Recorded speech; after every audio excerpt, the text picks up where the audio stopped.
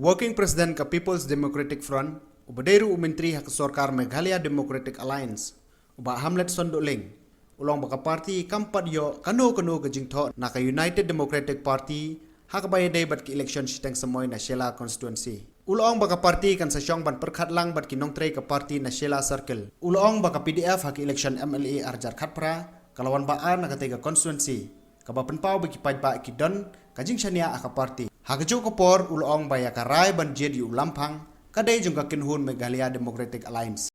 Bakal mau pergi Dr. Nadir Jeklat Jomi. Di negara jungka PDF hi adu bandang yang pada kedua ka tien nang nonuru pada berkat entah kejin terlang tak ka balik sana po Shela. Dan hari kebasan dalam jungka PDF hi kalau ba dari ngayo ia ka jentip ke batikna dan ka kataga kejin ka official communication dalam jungka UDP kan syang bat min pakat. Dan hari nak lem parti pada kewing ko ban kersai ba ini pek ika result kemudian jong election Arja Khatpra ka PDF kelong bar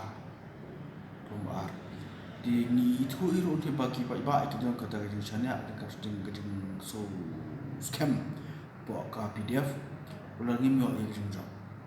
di kini ka ba pemkat ni ba ini keran sedikit kalau kita cerita jong UDP di mata yang pala penuh area ia kata buat nak kerja thok sepakat dari marka parti kemalong pasai po selahi yang dan jadi juga kita function dalam aktif bat kalau dekat disem mang dekat jintip lang bat ke central body dekat bat kini juga dan poka Shela constituency kata ketika juga jong ke parti UDP man baki sko rubah kemalong ni Dr. Paroi ikhat po skijong speaker kita ada kecik so kocoki ndrei ham khadoi ya ga kam